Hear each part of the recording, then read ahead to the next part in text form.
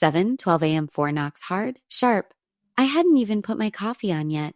The sun wasn't fully up and already the day had shifted into something I didn't ask for. Then the phone rang. I didn't want to answer it, but it did. Your crazy mother won't let us in. Rima's voice sliced through the speaker. No hello, no good morning, just accusation and volume. I didn't respond. I didn't need to.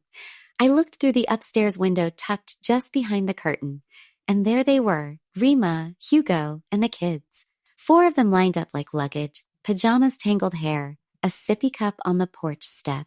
2 large suitcases and a stack of plastic bags. No car in sight, which meant they planned to stay. They hadn't called last night. No warning. No how are you feeling. They knew I was still recovering. I'd made it clear twice in writing, and in my voice memo. Ian.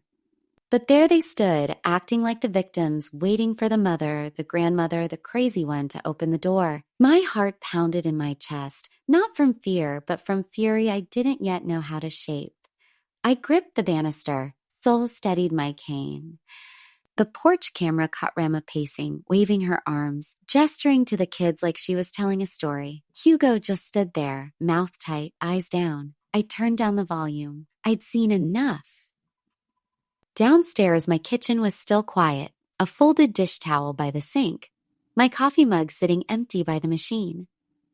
I'd planned to make pancakes for myself, to sit at the small table and read for an hour uninterrupted. Instead, I stood still for a moment longer, listening to Rema raise her voice again to someone on speaker. She knew we were coming. No, I didn't, but I knew now they were here for themselves, not for me. Never for me. I filled the kettle with water and placed it on the stove. The knocks kept coming. Tatanen, Kalazatis, but they weren't mine to answer. Tomorrow they'd say I overreacted, that I should have let them in, that it wasn't a big deal. But today, I picked up my mug and reached for the jar of coffee grounds. 3 weeks ago, I sat on this same couch wrapped in a blanket, still shaky from anesthesia. My gallbladder had been removed 2 days earlier. They'd warned me recovery wouldn't be easy at my age. They were right. Every step hurt. Every breath pulled something. I'd recorded the voice memo in one long, careful breath because even talking wore me out back then. Hugo, I had said, pausing between sentences, I'm home now. The surgery went fine, but I'm not moving around much. I'll need at least a month of real rest. No guests, no pickups, no favors. I just need space for a while. He replied 10 minutes later, a text. Of course, Mom. Rest easy. No questions, no offers, no real concern. Rima didn't respond, but the message showed read. I remember watching the notification pop up. I waited foolishly for a follow-up, some acknowledgement. Nothing came. A week later, I sent a second message shorter. Just a reminder I won't be available to help this month. Hope the kids are enjoying their break. That one went completely ignored. I took the hint. So did my body. I stopped trying. They knew I was down. And now they stood on my steps like I'd been counting the days until I could cook and clean for 6 people again. I glanced out the front window once more.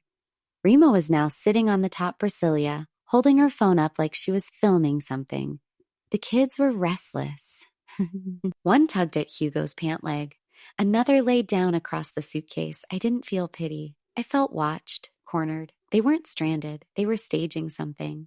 I opened my phone, scrolled to the message thread with Hugo, and read it again. Rest easy. Then why didn't you? Then why didn't you? I locked the screen and turned the kettle off just before it boiled. The last thing I needed was more noise. Not when I already knew this wasn't about miscommunication.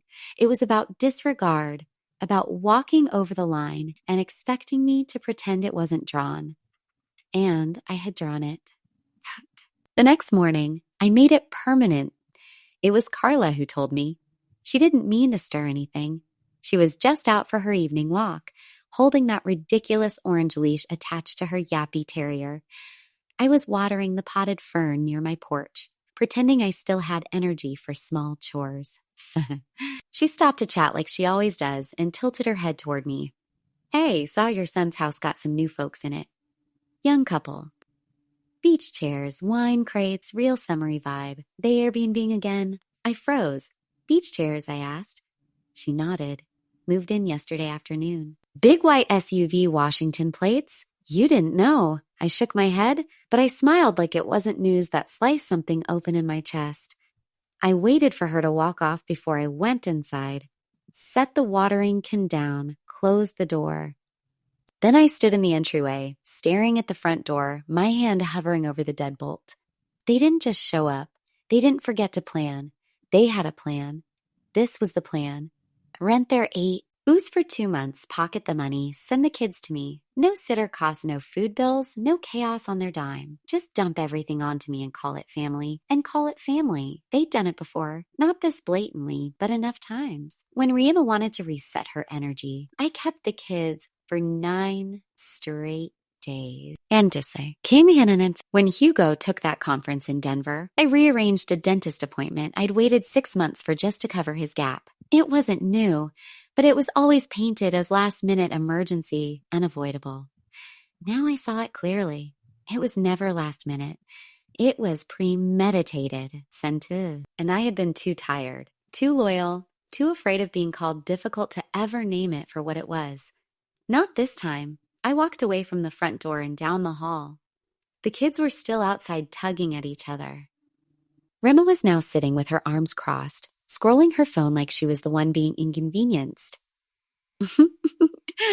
I opened the drawer in the hall. Not for them, for me. It was a Friday afternoon. I'd pushed through a headache and an aching hip just to make it out the door. The store was crowded and the bags felt heavier than usual, but I'd still filled them with the things they liked. Eggs, milk, cereal bars, fruit snacks shaped like dinosaurs, not bears. Rema opened the door, took the bags from my hand without looking up, and walked straight to the kitchen. Next time, she said, sifting through the bag, get the kind the kids actually eat. That was it. No, thank you. No, how are you healing? Not even a glance to see if I was standing upright or wincing through the pinched nerve that had been bothering me for days. I sat on the edge of their couch while the kids ran past, not one of them stopping to say hello. Hugo was upstairs on a work call. Apparently, Rima didn't offer me coffee or water. I watched her unpack the groceries in silence, acting like I'd sent a faulty delivery service. I left after 15 minutes, told her I had a follow-up appointment, which was a lie. I just couldn't sit there any longer. That night, I couldn't sleep. Not from pain, but from that whisper. They thought I didn't hear it. Rima on the phone. Low voice in the hallway door cracked open. She should be grateful we even visit. Grateful. As if I hadn't cleaned up every mess they'd left behind for years. As if I hadn't held their babies when they had the flu or packed their freezer when Hugo lost his job or kept quiet when Rema's sister crashed in their basement for 6 months' rentry and left the place smelling like mildew and cologne. Yen cologne. That word grateful sank into my chest like a nail. The next morning, I called Ray the locksmith I'd used years ago when my old shed had been broken into. He remembered me, asked if everything was okay, just updating things, I said. He came that afternoon, changed every lock, and while he worked, I pulled the estate binder out from the hallway drawer. It still comes back in flashes that night. I was 2 weeks into recovery from pneumonia. Breathing was slow. My ribs still sore a wheeze in my chest every time I shifted in bed. The doctor had told me no stress, no exertion, no guest. I'd passed that message on, but Rima didn't believe in boundaries. Not then, not now. I remember the bass first muffled through the walls, then the sound of high heels on hardwood laughter, too loud for a weekend night. I came out of the bedroom, wrapped in a blanket, hair damp from the humidifier, and walked into my own living room, full of strangers. They were drinking from my glacier. Someone had moved the furniture to make space for a folding table covered in pizza boxes and cheap wine. My orchid had been pushed into a corner tilted sideways. Rima saw me and smiled like nothing was wrong. It's just a few friends from work. We'll keep it down, the Azaz. And I looked at Hugo standing near the fireplace. He saw me, saw the sweat on my forehead, the shallow breath, but he said nothing, not even a nod of apology. Just kept sipping his drink and looking away. Later that night, after the last person left and the dishwasher clanked shut, I asked him quietly in the kitchen, "Why didn't you say something? Just one sentence." He rubbed the back of his neck like it inconvenienced him. The binder had been there for years. A sturdy black zip-up with tab dividers and laminated sheets. Something I put together after Frank died when I realized I didn't want to leave anyone guessing. It held everything: the deed, insurance, bank statements, will, medical, directives. So I opened it slowly, flipping past the sections I hadn't needed to look at in a while. My handwriting stared back at me, neat and steady. It felt strange reading my own words now that they were outdated. I found the tab labeled beneficiaries. Hugo's name was still there in pen. Rima's too listed as guardian to the funds for the kids. Back then I thought I was doing the right thing, keeping it all in the family, keeping it simple. I believed that love, even tired love, meant safety. I pulled out the correction tape and began erasing. First Hugo, then Re-Ama, then the clause, giving them access to manage the college fund. I replaced them with my niece Lyra. She wasn't close, but she checked in once a month, sent cards, never asked for anything but time. I removed Hugo's name from the medical power of attorney and replaced it with my neighbor Martia, who'd driven me to the hospital last February when the coughing wouldn't stop. Then I rewrote the final clause of the will, just one sentence. Those who dishonor my boundaries do not inherit from them. No anger, no dramatics, just clarity. I didn't text Hugo, didn't email him, didn't hint at anything. If he noticed, it would be through the absence of access of power of entitlement.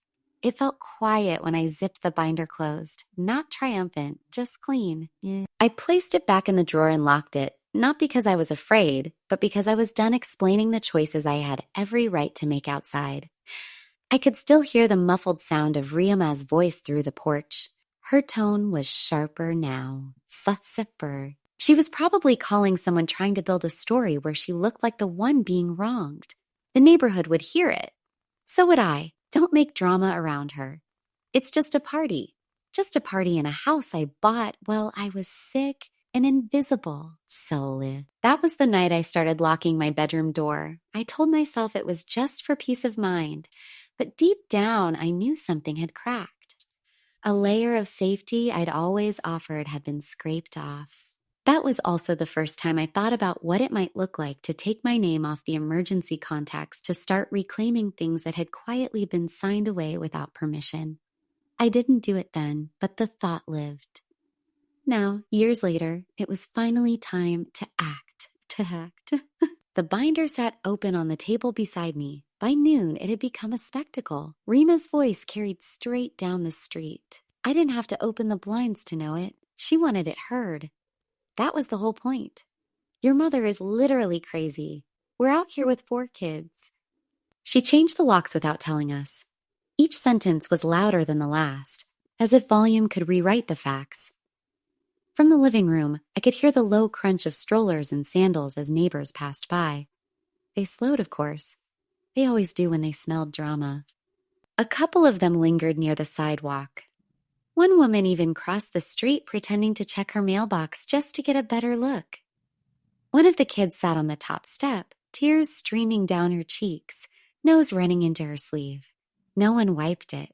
Rema was too busy pacing with her phone to her ear. The middle child had taken a piece of blue chalk and was drawing something erratic across my walkway. Long smears that would take hours to hose off if I ever chose to care again. Maybe I wouldn't. Rema called Hugo again, her voice thick with mock outrage. Tell her we're not leaving, as if that would change anything. I could picture him on the other end of the line, standing in a work hallway somewhere, too embarrassed to admit he knew this would happen, too weak to stop it. Too practiced at letting Re-Ama lead and then apologizing for the mess. I didn't open the door. I didn't peek through the curtains. I poured my second cup of coffee, stirred it slowly, and sat back down in the chair by the window where I couldn't be seen. The volume on my phone was off, but I saw the text come through. It was from Hugo. "What are you doing, Mom? This looks insane." I let the message sit because I wasn't doing anything. That was the point. I opened my notebook and wrote one line at the top of a clean page. I warned them. They planned this. They wanted the performance, and I was letting them have it without me. The call came just after 9. I was still in the living room, lights low, coffee long gone. I let it ring twice before answering. Mom, what are you doing? Hugo's voice was tight, already defensive. You're embarrassing us. I didn't flinch. So did you when you lied. He exhaled sharply like he didn't expect me to say it out loud. We just needed help. No, you needed me to disappear behind the help. To cook, to clean, to babysit for free in silence. There was a pause. There was a pause. I imagined him rubbing his temple like he always did when words didn't land the way he wanted. You're really not going to open the door. I stood up and walked to the front hallway. I looked at the deadbolt. I had opened that door too many times before. Opened it to excuses, to late-night drop-offs, to last-minute crises that weren't mine to solve. I did for 40 years. I'm done now. He didn't respond right away. I could hear muffled noise in the background. Kids fussing, Rima talking to someone else. Mom, you can't just cut us off. This is family. Then act like it. Another silence. Not a shocked one, just the kind where guilt doesn't know where to go. So what happens now? He asked like this was a standoff instead of a pattern breaking. You go home. You parent. Your kids. You stop using me as the plan B you never admit to making. He didn't argue. Didn't agree. Just hung up. I stood there a moment longer, hand still holding the phone to my ear even after the line went dead. The silence didn't feel cold. It felt honest. I slid the phone into my robe pocket and walked back into the kitchen. I rinsed out my mug and placed it upside down on the drying rack. Then I opened the drawer where the financial statements were kept and pulled out the tuition paperwork, the last thing they assumed I'd always cover. The email came in the morning, subject line, cold and factual notice of financial reallocation. Maplewood Academy. I didn't even have to open it to know what it was, but I did just to make it final. We are writing to confirm that the scholarship previously applied to Colin Thatcher for the upcoming academic year has been withdrawn per the updated account directive received on file. I closed the tab. 2 hours later, my phone lit up. Rima, I let it ring almost to the end, then answered, You said you'd cover it, she snapped. No greeting, no attempt at pretending this was anything but transactional. I did, I said calmly, until you turned me into staff. Don't make this about pride. You're punishing the kids. No, I'm protecting myself. You should try it sometime. She scoffed like she'd just been insulted by someone beneath her. You're being spiteful and you're being exposed. There's a difference. I could hear her pacing, one of the kids crying in the background. Do you know how hard this makes everything? She said. I do, he said. I do. That's why I didn't want to be part of it. It's not fair to take it out on them. I almost laughed. And it was fair to rent out your house and dump them on my porch like a summer camp. You didn't ask. You assumed. That's the difference. She didn't answer. Not right away. That's the part that always hits people hardest. The moment you stop defending the silence they expected from you. I waited 3 full seconds, then hung up. Not with a bang, just a clean click. No follow-up. No let me know if you change your mind. That door had already closed, locked. Sealed with a deadbolt of their own choices. I stood by the table where the binder still sat. I slid the tuition folder back into its sleeve and zipped it shut. Then I reached for the second envelope, the one with the house deed addendum, the part no one remembered I still had control over. 3 days passed. No calls, no knocks, not even a passive-aggressive text. The silence wasn't heavy. It was clean like the air after rain when everything unnecessary has been rinsed away. I sat in my armchair by the window, the morning light creeping in through the curtains. 1 cup of coffee rested beside me, strong black, just how I liked it, now that no one was around to wrinkle their nose at the bitterness. Across the room, the binder still sat on the table. I'd left it open on purpose, half finished like a conversation I was finally ready to complete. I reached for the envelope tucked inside the front pocket. Thick paper, sealed. Inside was a deed addendum I'd drawn up the day after Hugo hung up. I hadn't told anyone I still had the authority. They assumed the house had already been passed down. Another thing they believed belonged to them just because I hadn't taken it off the table yet. I unfolded the paper and read it once more. effective immediately. This property is not to be transferred, loaned, or otherwise leveraged in favor of any party who has previously demonstrated disregard for the homeowner's stated boundaries, medical status, or autonomy. Underneath, I'd written a line in my own handwriting. Not legal, just true. This home is no longer available to those who see me as a service. I placed the envelope inside the binder, zipped it shut, and carried it back to the hallway drawer. As the metal lock clicked closed, I felt something I hadn't felt in a long time, relief that didn't require anyone's permission. Ça no more pretending, no more performances, no more trading pieces of myself to stay loved. The coffee was still warm when I returned to my chair. Outside, a delivery truck passed. Somewhere down the street, a dog barked. Ordinary sounds, no drama. I picked up my book and turned to the page I'd marked days ago, but hadn't yet found the quiet to finish. This time I read slowly and I understood every word, every sentence, every pause between lines because the house was finally, truly mine again.